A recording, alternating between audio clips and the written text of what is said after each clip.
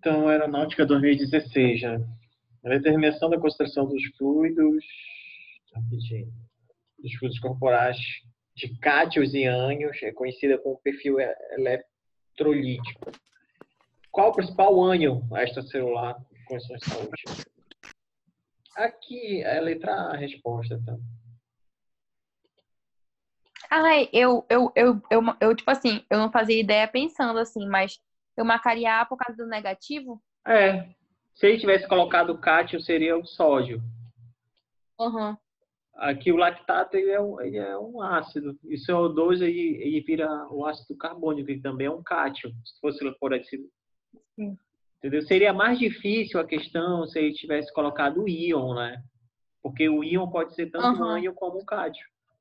Mas aqui ele Sim. especificou ânion, aí é o cloreto, que é o único que está aqui com carga negativa Uhum. na questão. Mas o cloreto, de fato, é o mais importante. Olha aqui, essa figura ela mostra bem isso aqui, né? Que é o cátion, sódio, que é o cátion celular Sim. mais importante, e o cloreto, olha. O cloreto é o Uhum. mais abundante, mais importante. O ânion, né? O ânion mais abundante. Uhum. Achei besta essa questão, bestinha.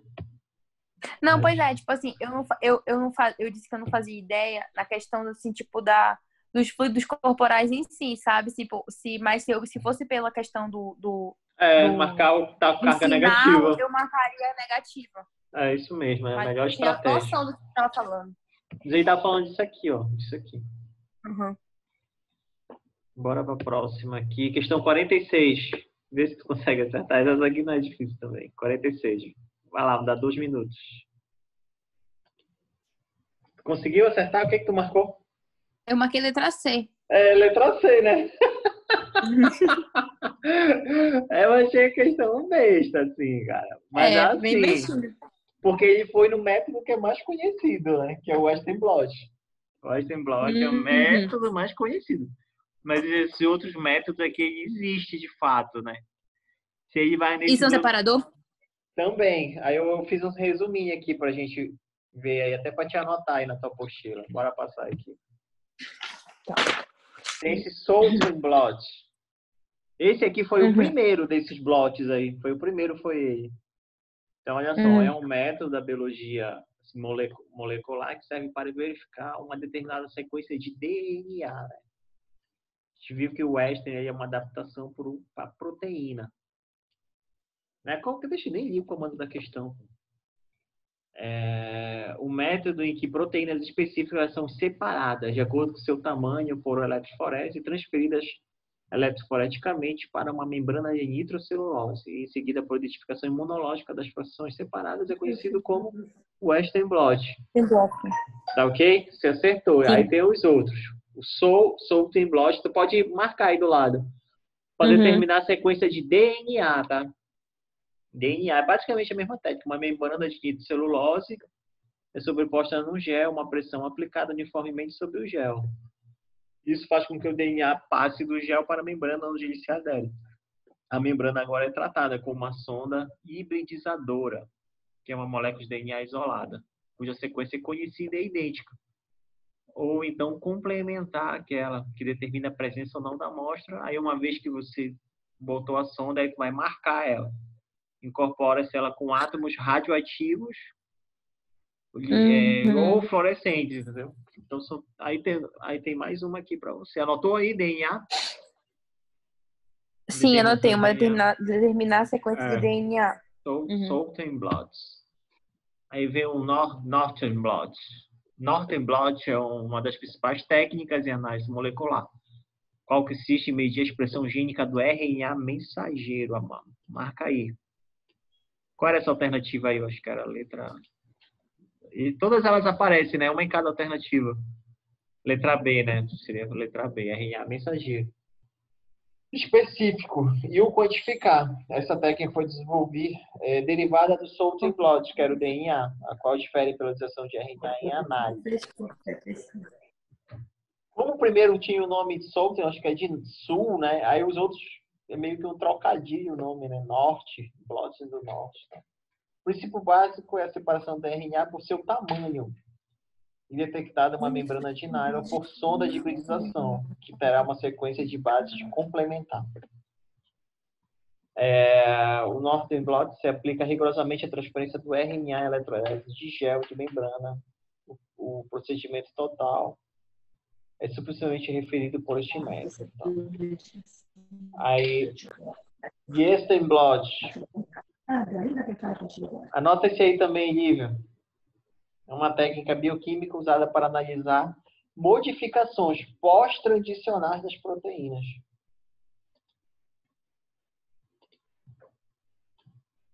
Tá ok? Tá. As modificações.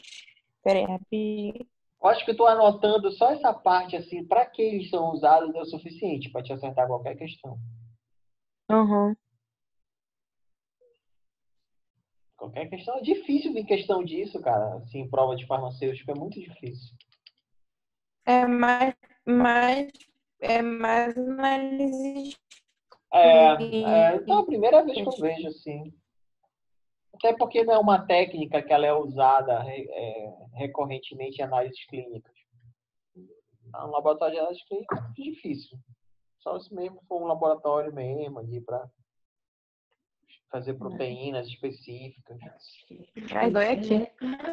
Ei, professor, deixa eu lhe fazer uma pergunta. Você já viu a 48? Deixa eu ver aqui. Eu acho que é a mesma coisa. Não, não é a mesma coisa. Não? Essa aqui, ela é 2016, 48 é 2015. Não é a mesma questão, mas eu acho que é a mesma técnica. Olha aí. É a mesma resposta. Exato. A mesma resposta, né? Só que ele Pois é, eu tava vendo. Essa 48 ela tá até mais fácil que a 44, porque aqui ele nem coloca blush, né? Ele coloca outras técnicas. Eu até dei uma Pois é. resumidinha nessas técnicas aqui para vocês. Quer ver? Bora fazer a 47 antes. Tá. Essa 47, ela é bioquímica básica, cara. Que eles estão colocando. Ei, por falar nisso, professor, e os negócios que tem aqui comigo da monitoria? É para me mandar alguma coisa possível ainda? Faz o seguinte, manda as notas para mim. Bate uma foto. Tá. Lança tudo, aí bate uma foto e manda, que eu vou até lançar essa semana a nota do primeiro NPC. Aí eu tô. Isso eu pedi. Mas os. Como é o nome? Os plenos dos relatórios que o senhor disse que era só para mim botar o que ainda faltava para alterar. E aí depois dá nota para todo mundo, só para eu saber quem entregou. Para todo mundo. Daí. Tá bom. Eu lhe mando. Tá bom. Eu tava olhando isso um dia desse no meu caderno, na minha pasta. Deixa eu gravar aqui, olha só. Os fatores que afetam a velocidade de reações catalisadas por enzimas incluem a concentração dessa substância e também do substrato, pH e temperatura e presença de moduladores, coenzimas e outros grupos prostéticos. Ao manter todos os demais parâmetros constantes, quando é traçado um gráfico de velocidade por concentração de substrato, percebe-se que a formação de uma curva hiperbólica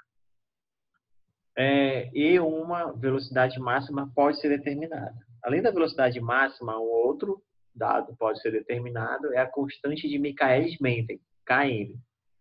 Qual é a relação dessa constante com velocidade em Km e concentração de substrato?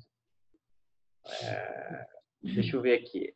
É o menor valor da concentração de substrato onde se tem velocidade máxima? Não. Multiplicado pela concentração do substrato é igual à velocidade da reação química? Também não. É o valor de velocidade onde se tem metade da concentração máxima do substrato? Não.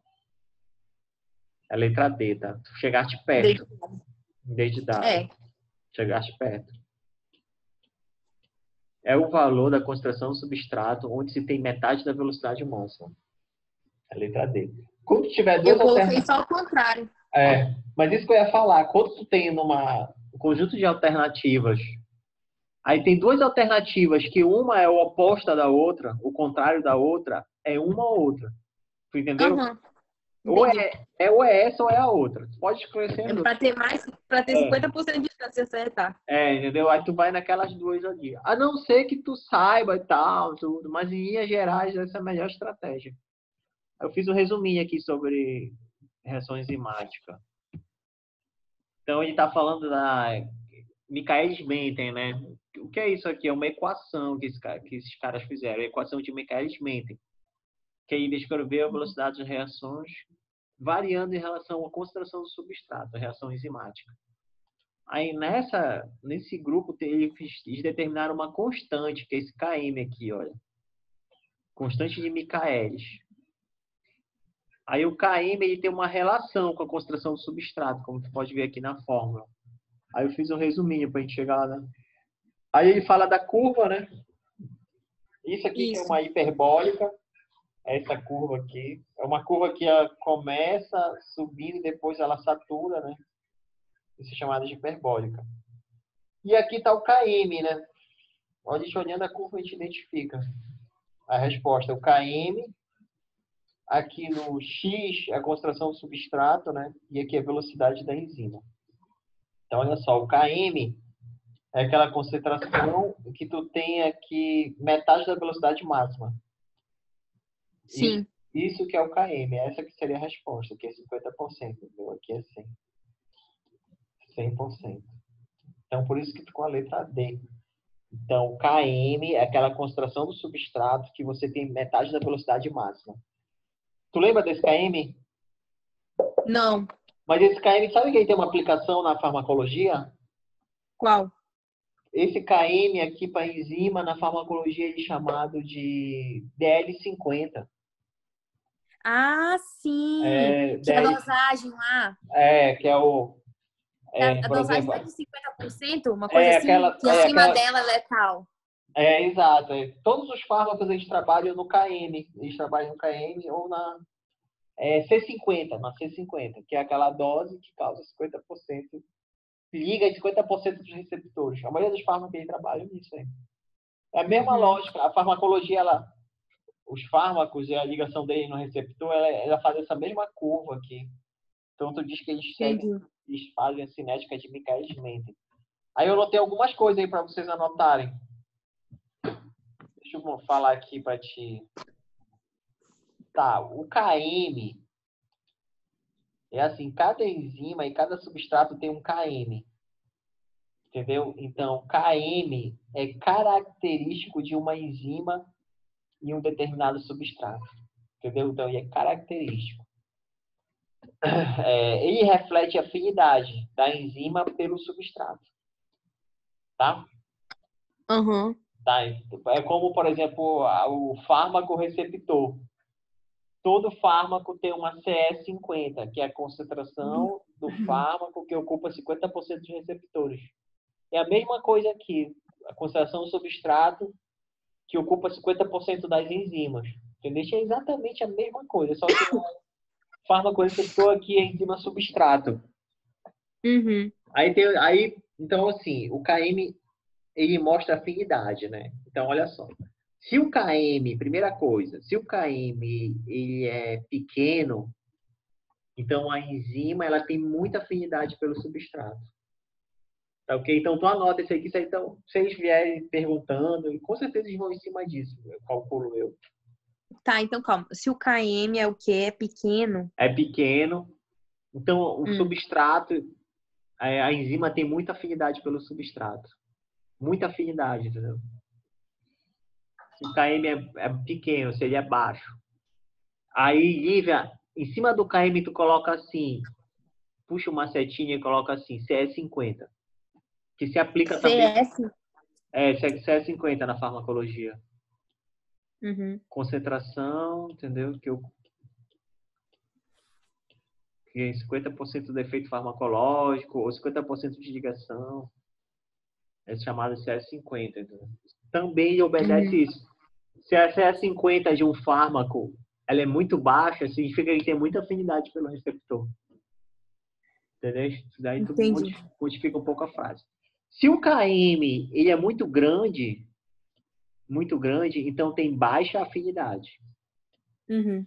Tá? Inversamente proporcional. Né? Eles são inversamente proporcionais. Então, acho que isso aqui é legal para os caras fazerem uma pergunta e tal. A gente tem que estar ligado. Tá, ok. Já anotei aqui. Aí tu coloca CS50. Isso aqui também vale para o CS50. Tá, ok, então. Bora seguir. Estira essas questões, não tem nada a ver. Olha aí, praticamente a mesma questão. Bora resolver aqui. Eu Este marquei já. teste envolve uma etapa de eletroforese, seguida pela transferência de proteínas separadas por uma membrana de celulose, colocada sobre o gel. Uma vez fixada, as membranas de proteínas são detectadas por sondas e anticorpos marcados com moléculas, isótopos radioativos ou enzimas. O método descrito cara, praticamente a mesma questão, praticamente. Praticamente. Por isso que eu olhei assim, eu falei, é a mesma coisa, eu já tinha até marcado. Engraçado que lá se a gente faz umas questões repetidas, né? O pessoal não tem nem credibilidade, cara. Mas aí, o que eu fiz aqui? Eu peguei cada um desses métodos aqui. Eu fiz um resuminho para te completar aí, tá? Tá. Então, coloca aí na nefilometria. O que é a nefilometria? É uma técnica para medir concentrações de IgA, IgM, IgG e outras proteínas plasmáticas. Se ele pergunta isso aqui, meu amigo, aí ia ser difícil, né? IgA, IgM e IgG. Imunoglobulinas e outras proteínas. O aparelho ele mede turbidez, tá? Ele mede turbidez pela difração da luz. Esse é o fundamento da nefilometria. Ao passar por uma solução contendo complexos imunológicos. Se ele coloca isso aqui, muita gente não sabe isso. Imunoeletroforese, também chamado de eletroforese de imunoglobulinas. É um método qualitativo que pode ser utilizado para detectar antígenos, utilizando anticorpos específicos a eles. Desde imunocomplexos formados, tenham tamanho suficiente para formar linhas de precipitação. Isso é imunoeletroforese.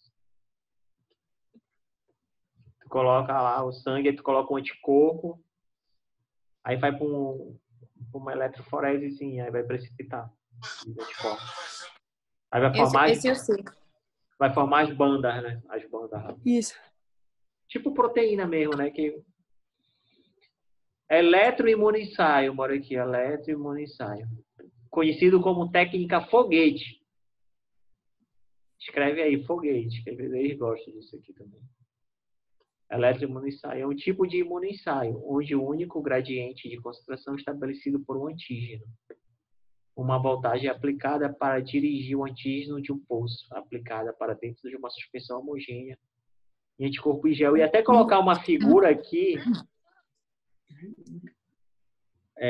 aqui ele joga uma voltagem, né? Aí o antígeno ele sai do pulso. Aí é chamado de foguete, só que eu vi a figura no livro, eu nem trouxe para vocês. Que ele fica, parece um foguete, assim, é invocada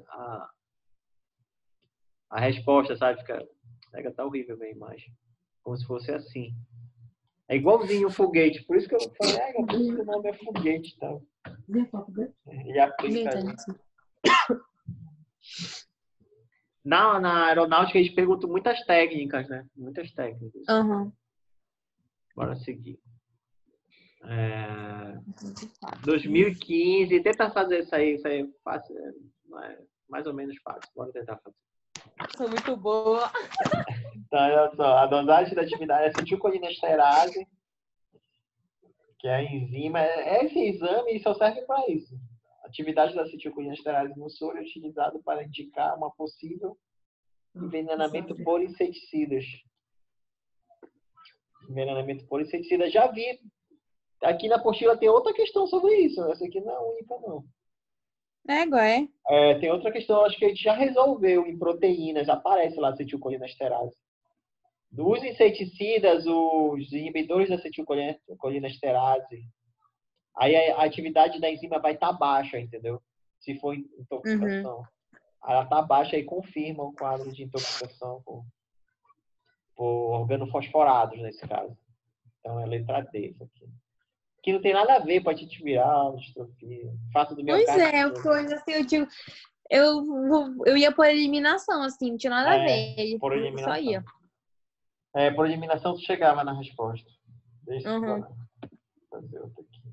57, tenta fazer essa daí. Dá pra te fazer por eliminação. Então, Ou é olha o só. paratormônio ou o cortisol, mas eu marcaria paratormônio. Os hormônios produzidos no corpo humano podem ser classificados em sua natureza química. Qual dos hormônios abaixo é o esteroide?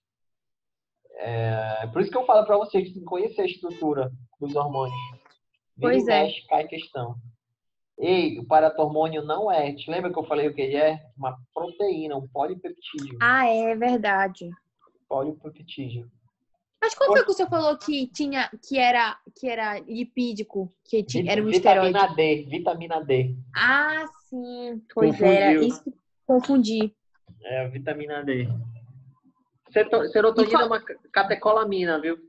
Uma catecolamina. Aí Vou só anotar aqui, sobrou peraí. cortisol. Esteroide é todos aqueles que são derivados do colesterol, entendeu? Vitamina D, cortisol. A resposta era a letra A.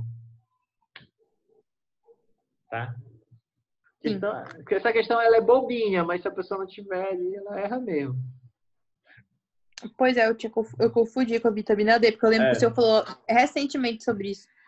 Vitamina D ela é. Eu até fiz um resumo aqui sobre cortisol, que eu tenho percebido que está caindo bastante. Bora fazer agora. Essa daqui eu achei super difícil também. Tenta resolver aí, porque essa aqui é bioquímica básica. Tem muita a ver. Talvez vocês consigam. Tenta fazer aí. Então, olha só. Aeronáutica, né, é uma enzima integrante de um grupo de enzimas. Ou seja, é uma enzima integrante de um grupo de enzimas relacionadas. Uhum. Como catalisadores da mesma reação. O que ele está dizendo assim? Às vezes tu tem várias enzimas que fazem a mesma coisa. Tá entendendo? Uhum. Por exemplo, creatinoquinase, que eu já falei para vocês aqui. Elas são um grupo de enzimas. Tem a CKBB, né, que está no músculo, CKMM, quer dizer, que está no cérebro, CKMM no músculo, e CKMB, que está no coração. Tá entendendo? Então, isso é um grupo de enzimas Uhum. que possui uma estrutura molecular diferente que se caracteriza pelas diversas propriedades físicas, bioquímicas e imunológicas. Então, ele quer saber como você chama o nome desse grupo de enzimas. Então, se são mesmo grupo de enzimas, elas são chamadas de isoenzimas. Iso. Isso. Uhum. Só que assim, o texto dele ficou muito ruim para chegar na palavra iso. Pois é. Mas se ele Porque tivesse eu tinha escrito... entendido que é a enzima integrante de um grupo de enzima. Então não era só para falar sobre o grupo em si, e sim na enzima. Por exemplo, aquelas Entendeu? enzimas, elas são todas isoenzimas. Por exemplo, a creatinoquinase. São isoenzimas. Entendeu? São enzimas que fazem a mesma reação química, que tem estrutura parecida, catalisam a mesma reação, mas às vezes elas têm pequenas diferenças, entendeu? Entendi.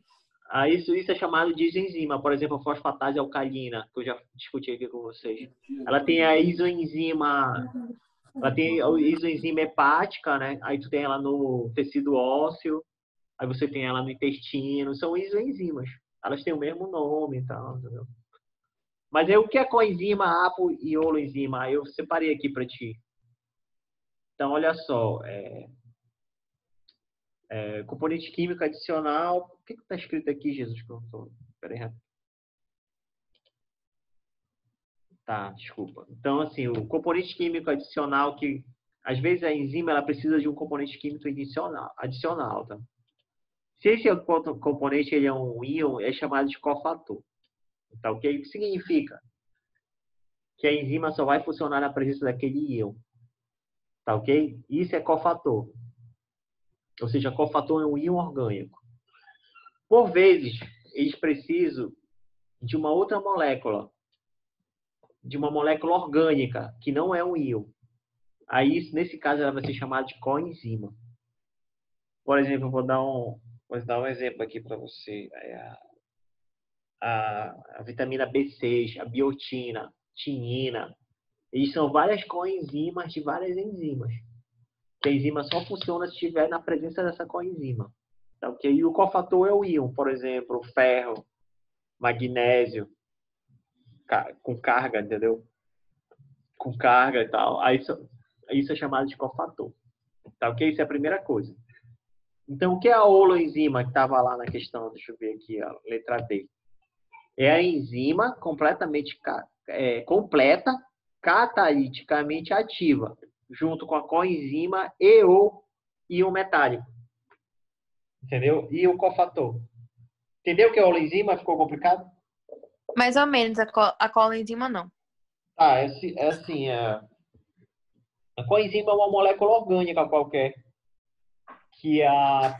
Porque o que é uma enzima? Uma enzima é uma proteína, ok? Sim, Aí, às vezes, para sim. ela funcionar, ela precisa de um metal, de um íon orgânico. Pode ser o ferro, pode ser o coisa. Às vezes ela funciona sem nada, entendeu? Mas às vezes ela precisa desse cofator. E algumas, além do cofator, elas precisam de uma coenzima. Que, em linhas gerais, são,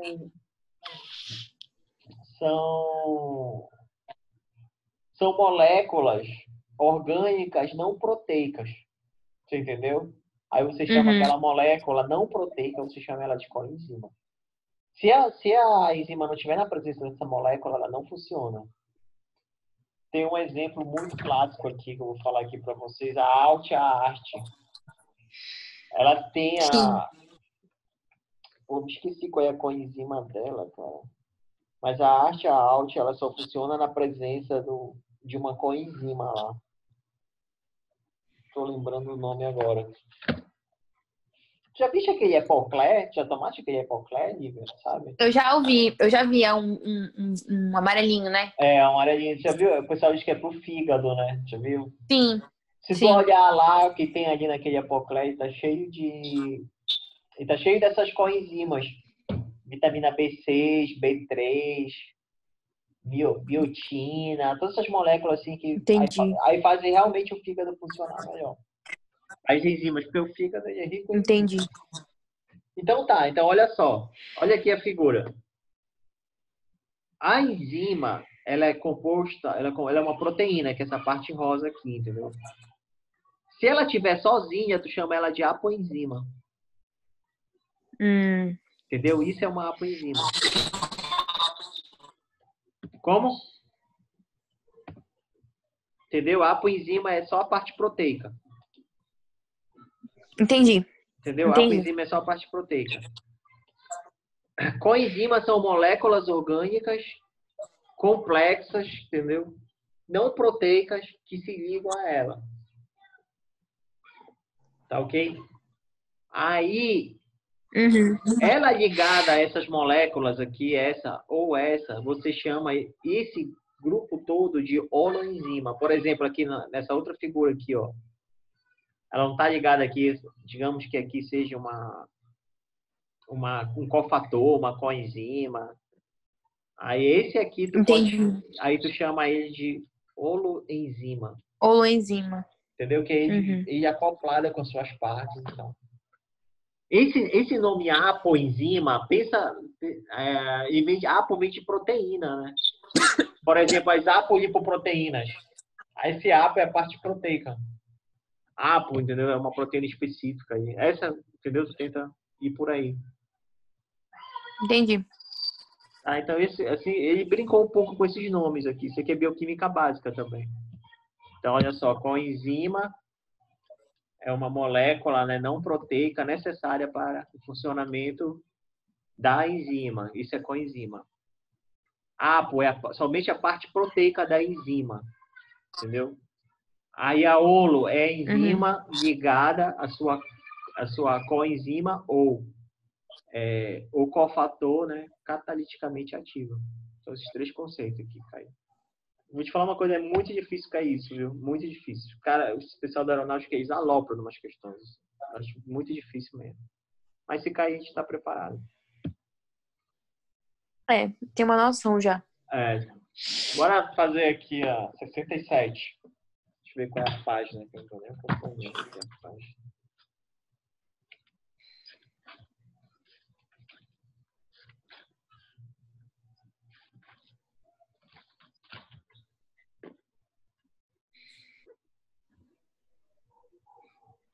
Então, olha só, aqui menos o tiroidite, cretinismo, beleza.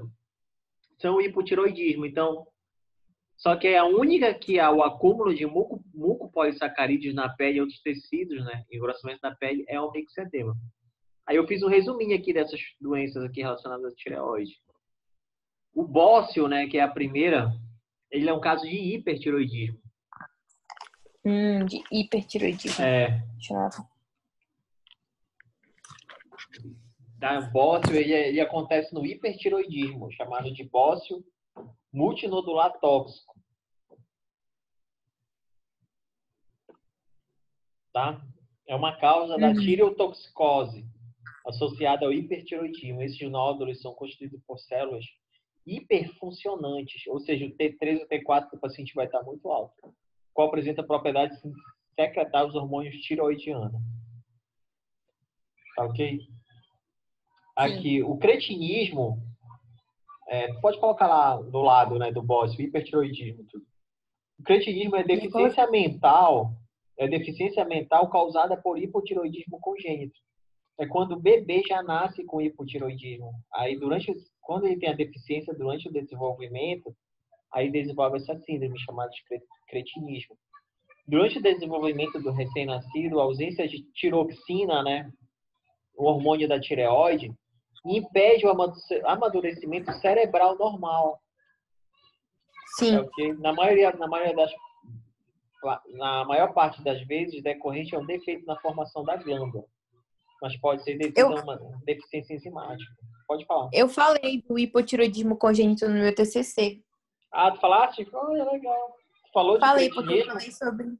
Não, eu falei sobre o... Falei que era uma das patologias relacionada. Porque eu falei sobre o teste do pezinho. Ah, entendi. Aí tem a tireoidite de Hashimoto, que ela é autoimune, tá? É o mais comum. Aí o hipotireoidismo é o mais comum. Entendeu? Esse aqui é o principal caso de hipotireoidismo, essa tireoidite de Hashimoto. Marca aí ela, tá? Eu já vi questão sobre ela, viu? Não, a de Hashimoto é mais conhecida, né? Sintomas de hipotireoidismo. A pessoa... Aí ela desenvolve anticorpos contra a própria tireoide. E até fala que o diagnóstico envolve a demonstração de alto título de anticorpos da tireoidina peroxidase tireoidina. Leva a acostumar. Aí, normalmente, o paciente vai ter que fazer reposição. Às vezes, o paciente aí tem tireoidite de Hashimoto e desenvolve o mixedema, entendeu? Às vezes, é consequência da tireoidite de Hashimoto, que é uma forma mais extrema de hipotireoidismo. Só se a pessoa não tratar, né? Se ela não tratar, se ela não repor o hormônio. Então, tenta fazer a questão 68 agora, que já está lá na mesma página, na página 23. Também de tireoide. Tu assistiu a aula de tireoide? Tu lembra? Não. Aqui, rapidinho. Eu não lembro malmente, bora ver. Aeronáutica 2014. Sistema neurohipofisário compreende o tecido neural e neurônios no núcleo supraóptico e paraventricular do hipotálamo. Quais são os hormônios produzidos no sistema neurohipofisário? Esse aqui, o que é que tu marcou? Eu marquei a letra B. Ah, muito bem. Esse aqui o cara faz por exclusão, né? Eu lembrei da ocitocina. Certo. E aqui o hormônio antidiurético? Ah, isso daí é só por ele mesmo ir, entendeu? Tá aí. Mas eu tinha mais certeza da ocitocina. Bora ver aqui. A gente sabe que o TSH e é adeno hipofisário, né? Então, isso. Adeno hipofisário. A pinefrina é neurônio ou, no máximo, glândula, né? Suprarrenal não tem nada a ver. Prolactina, adeno hipofisário também. Dá pra gente tentar ir meio que por exclusão, né? Chegar lá. Tu vê que o hormônio antidiurético e a ocitocina só aparecem aqui também. Deixa eu ver aqui. Aqui é o hormônio do crescimento. Letra B. O cara tinha que saber mesmo. Ocitocina e o hormônio do crescimento. E o hormônio antidiurético. Diurético. O hormônio antidiurético também é chamado de vasopressina, tá? Qual? O hormônio antidiurético, o outro nome dele é arginina vasopressina. Vasopressina, AVP. Pode vir com esse nome aqui. Arginina vasopressina. Ótimo. Tá ok, então. A gente termina por hoje. Tá bom já. Tá bom. E professor, e até quando que o senhor vai dar aula? Até terminar aqui. Falta pouco para terminar. Acho que semana que vem a gente termina. Então tá bom. Aí segunda-feira só, né? Amanhã é feriado. Tá ótimo para você Isso. ficar em casa, né?